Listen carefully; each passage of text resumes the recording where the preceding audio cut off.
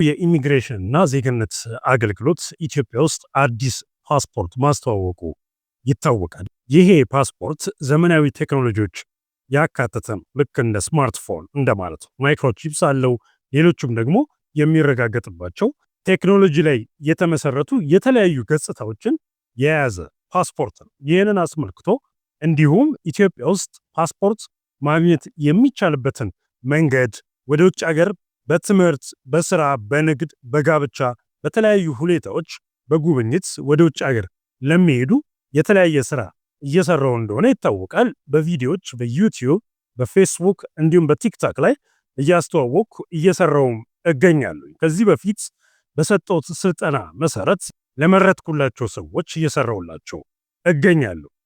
እንግዲህ ኢትዮጵያዊ ለሆኑ ወገኖቻችን ወደ ውጭ ሀገር ለመሄድ ሲያስቡ የመጀመሪያ እርምጃቸው ፓስፖርት ማውጣት። ታዲያ ፓስፖርት በሚያወጡበት ጊዜ ከፓስፖርት ጋር በተገናኘ በየጊዜው በየዕለቱ የተለያዩ ጥያቄዎች ይደርሱኛል። እነዛ ጥያቄዎች በተደጋጋሚ የሚጠየቁ ጥያቄዎች ከመሆናቸው አንጻር የኢሚግሬሽን እና ዜግነት አገልግሎት አሁን ላይ ወቅታዊ መረጃዎች ምን ይመስላሉ የሚለውን በአጠቃላይ በቪዲዮ ብሰራላችሁ የተሻለ ይሆናል ብዬ ስላሰብኩ ነው ይህን የምሰራላችሁ። ከዚህ ጋር በተገናኘ የኢትዮጵያን ፓስፖርት ከማውጣታችን በፊት ልንከተላቸው የሚገቡ የተለያዩ መስፈርቶች አሉ። እነዛ መስፈርቶች በአግባቡና በትክክል መንገድ ካሟላን ፓስፖርታችንን ልናገኝ የምንችለው። ከዚህ ጋር በተገናኘ ፕሮፌሽናል የሆነ ልምድ ያለው ሰው የማይሰራላችሁ ከሆነ ገንዘባችሁ፣ ጊዜያችሁም ሊከስር ይችላል። ስለዚህ ጥንቃቄ እንድታረጉ እያሳስብኩኝ ፓስፖርት ለማውጣት የምትፈልጉ እዚህ ጋር በተቀመጠላችሁ አድራሻ በስልክ ቴክስት ማድረግ ወይም ደግሞ እዚህ ባስቀመጥኩላችሁ የቴሌግራም አካውንት ቀጥታ ልትጽፉልኝ የሚያስፈልገውን ነገር ለእኔ ልትልኩልኝ ትችላላችሁ። ከዛም በኋላ የምንነጋገር ይሆናል። አሁን ቀጥታ ኢትዮጵያ ውስጥ ስላለው የፓስፖርት አወጣጥ አብረን እንመልከት። ወደ ቪዲዮ የመጀመሪያው ማድረግ ያለብን ቀጥታ ወደ የኢሚግሬሽን እና ዜግነት አገልግሎት ዌብሳይት መግባት ነው። እዚህ የምትመለከቱት ነው አድራሻው ኢትዮጵያን ፓስፖርት services.gov.et ብለን ስንገባ ይህ እዚህ ጋር የምንመለከተው ሆም ፔጅ እናገኛለን። እዛ ሆም ፔጅ ላይ እያንዳንዱ ያሉትን መከተል ያለባችሁን ወሳኝ የሆኑ ነጥቦች ነው ዛሬ የምንነጋገረው። እዚህ ሆም ፔጁ ላይ እንደምትመለከቱት በሶስት የተከፈሉ ወሳኝ የሆኑ መረጃዎች አሉ። የመጀመሪያ እዚህ የምታዩት ስታርት ኒው አፕሊኬሽን የሚለው አዲስ ፓስፖርት ማውጣት የምትፈልጉ ከሆነ እዛ ውስጥ ደግሞ ሌሎች መስፈርቶች በተመሳሳይ ሁኔታ አሉ። አዲስ ባይሆንም የተሰረቀ ቢሆን የጠፋባችሁ ቢሆን የምትለውጡት መረጃ የሚኖር ከሆነ በዛ ውስጥ ተካቶ አለ። ሌላው እዚህ ጋር ሬጂስተር የሚለው ነው። እዚህ እንደምትመለከቱት are you planning to be a frequent passport user ይላል እና በተደጋጋሚ ወደ ውጭ ሀገር በተለያዩ ሁኔታዎች የምትሄዱ ከሆነ የፓስፖርት ገጻችሁ ሊያልቅ ይችላል። ስለዚህ በተደጋጋሚ ስራችሁ ወደ ውጭ የሚያስኬዳችሁ ከሆነ ሬጂስተር አድርጋችሁ ከዚህ በፊት የሞላችሁትን ፎርም በየጊዜው መሙላት አይጠበቅባችሁ፣ ቀጥታ ማዘዝ ትችላላችሁ ነው። ከዚያም በኋላ ፓስፖርታችሁን በእነዚህ መልኩ ከሰራችሁ በኋላ የተመዘገባችሁት ፓስፖርት የምትፈልጉትን አገልግሎት ለማግኘት ስታተሱን ቼክ ማድረግ ትችላላችሁ። በሶስተኛ ደረጃ እዚህ ጋር ቼክ ስታተስ የሚለው የሚያሳያችሁ እሱ። እዚሁ ሆም ፔጅ ላይ ወደ ታች ስንወርድ እዚህ የምንመለከታችሁ አሉ። ኒው ፓስፖርት፣ ኤክስፓየርድ ፓስፖርት ከሆነ ፓስፖርት ፔጅ ራን አውት፣ እንዲሁም ደግሞ ዳሜጅ ፓስፖርት፣ የተለያዩ መረጃዎች እዚህ እንደምትመለከቱት ኒው ፓስፖርት፣ ኤክስፓየርድ ያደረገ ወይም ደግሞ ገጹ ያለቀ እንዲሁም ደግሞ የተበላሸ ፓስፖርት ካለ እንዴት መቀየር እንደምትችሉ እያንዳንዱን ስቴፕስ ያሳያችኋል ማለት ነው። መጀመሪያውን እዚህ ጋር ኒው ፓስፖርት የሚለውን ላሳያችሁና እንዴት አድርጋችሁ ፓስፖርት ማውጣት እንደምትችሉ ቀጥታ ከኔ ትማራላችሁ ማለት ነው። ሲሞር የሚለው በተን ላይ እዚህ እንደምትመለከቱት ክሊክ እናደርጋለን። እዚህ ውስጥ ክሊክ ስናደርግ እያንዳንዱ የምንጠቀማቸው እኛ የምንፈልገው አገልግሎት የትኛው እንደሆነ ወደ 8 የሚሆኑ ዝርዝሮች ያሳየናል። የመጀመሪያው እዚህ እንደምትመለከቱት ኒው ፓስፖርት የሚለው ላይ ክሊክ ስናደርግ አዲስ ፓስፖርት ለማውጣት ዋጋው 5000 ብር ሆኗል። እንግዲህ በአዲሱ ዋጋ መሰረት ከፍተኛ ዋጋ ማስከፈል ጀምሯል የኢሚግሬሽን እና ዜግነት አገልግሎት። የመጀመሪያው እዚህ ጋር የሚያስፈልገው ፓስፖርት ለማውጣት ጊዜው ያላለፈ የቀበሌ መታወቂያ እንዲሁም ደግሞ የልደት ሰርተፊኬታችሁ ደግሞ የተመሰከረለት መሆን አለበት። ከኋላ ቫሊድ የሆነ ማህተም ሊኖር ይገባል። እሱም ማዘጋጀት አለበት።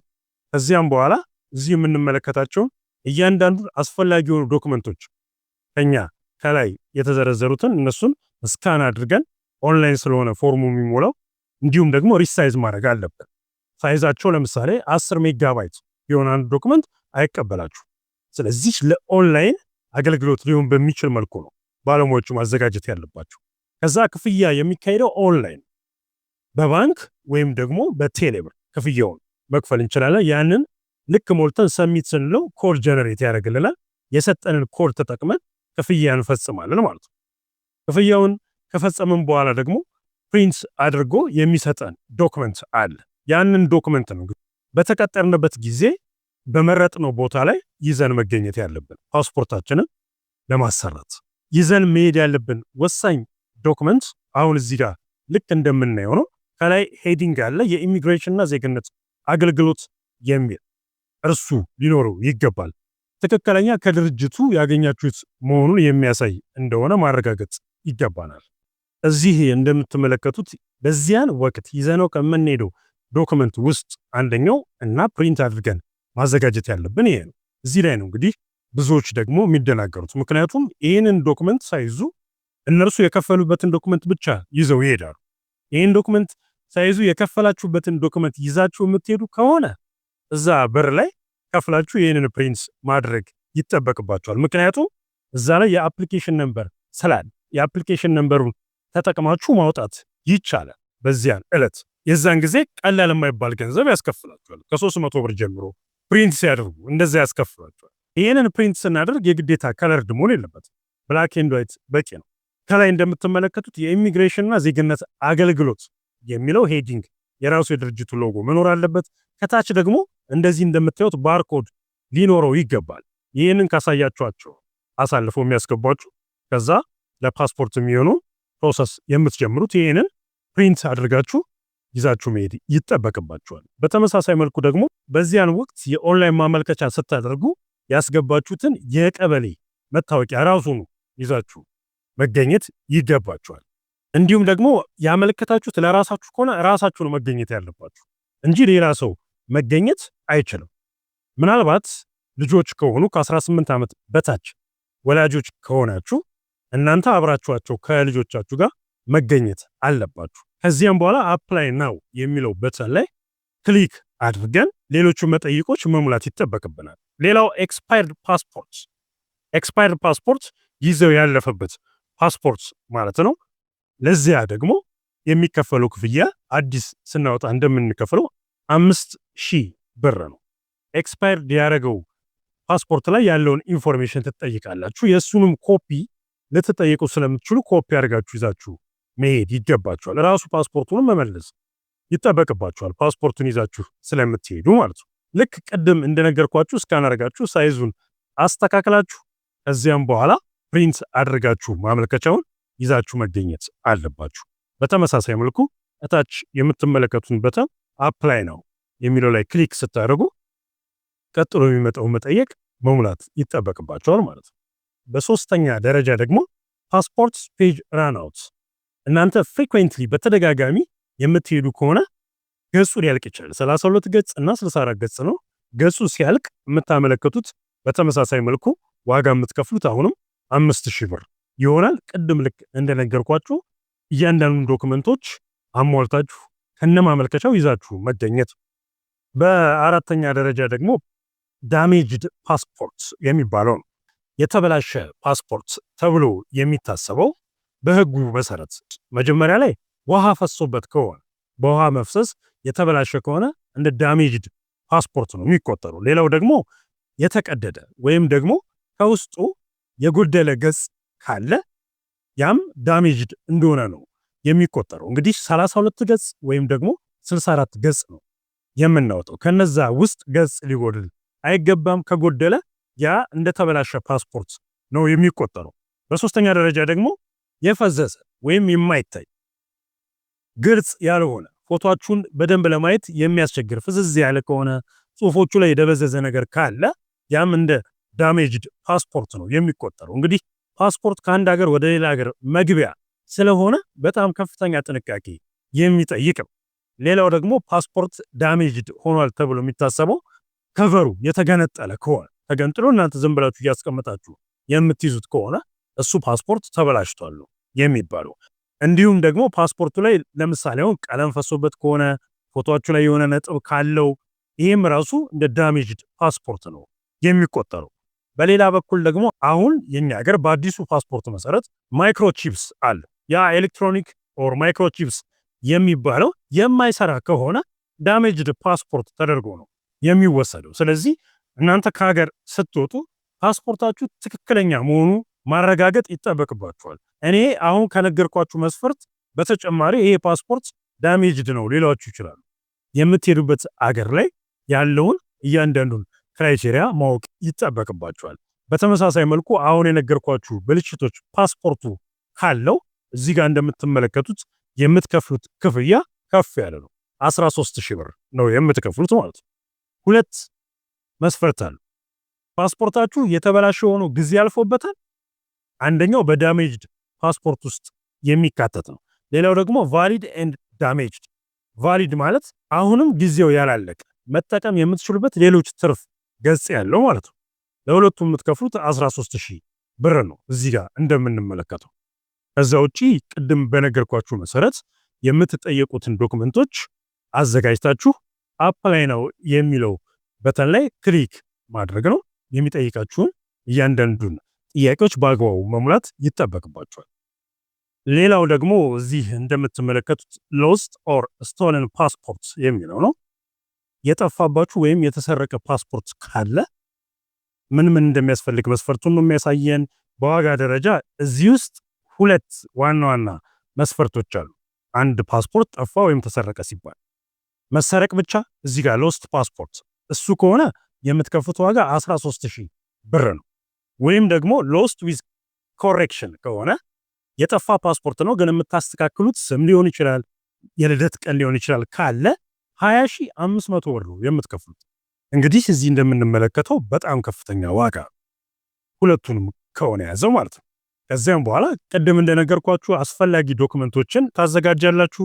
ከዚያ አፕላይ ነው የሚለው ከታች ያለው በተን ላይ እዚህ እንደምትመለከቱት ክሊክ አድርጋችሁ የሚጠይቃችሁን ጥያቄ መሙላት ይጠበቅባችኋል ማለት ነው።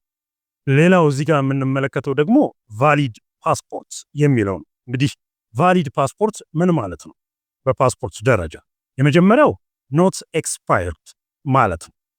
ፓስፖርታችሁ ጊዜው ያላለፈበት ሲሆን ቫሊድ ይባላል። በሁለተኛ ደረጃ ደግሞ አንዳሜጅድ መሆን አለበት። ቅድም በዘረዘርኩላችሁ መስፈርት መሰረት ፓስፖርቱ ያልተበላሸ መሆን አለበት። ይህን የሚያሟላ ከሆነ ቫሊድ ይባላል። በሶስተኛ ደረጃ አኪዩሬት ኢንፎርሜሽን ሊኖረው ይገባል። እናንተ በእጃችሁ ከያዛችሁት ከሌላው ዶክመንት ጋር ፓስፖርታችሁ ሲታይ ስማችሁ ሊሆን ይችላል፣ የልደት ቀናችሁ ሊሆን ይችላል፣ ሌላውም መረጃችሁ አንድ አይነት መሆን አለበት። ይህን ሲያሟላ ነው ቫሊድ የሚባለው። እንዲሁም ደግሞ ኢነፍ ቫሊዲቲ ሪሜኒንግ ቢያንስ 6 ወር የቀረው መሆን አለበት ፓስፖርታችሁ የማለቂያ ጊዜው ማለት ነው። ስለዚህ በጣም ጥቂት ቀን ካለው እንደ ቫሊድ ፓስፖርት አይታይም። ስለዚህ እነዚህ ሁሉ ማስተካከል ይጠበቅባቸዋል። በአምስተኛ ደረጃ ደግሞ ብላንክ ፔጅስ የሚባለው ነው። ትርፍ ገጽ ሊኖረው ይገባል።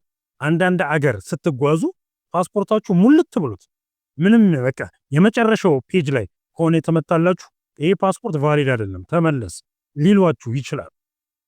ስለዚህ ቢያንስ አንድ ወይም ደግሞ 2 ገጽ ባዶ መኖር ይጠበቅበታል። እነዚህ መስፈርቶች ፓስፖርታችሁ የማያሟላ ከሆነ የግዴታ አዲስ ፓስፖርት ማውጣት አለባችሁ። ሌላው የሚያስፈልጉትን መስፈርቶች ቅድም እንደተናገርኩት አዘጋጅታችሁ ከታች እዚህ እንደምትመለከቱት አፕላይ ነው የሚለው በተን ላይ ክሊክ ታደርጋላችሁ።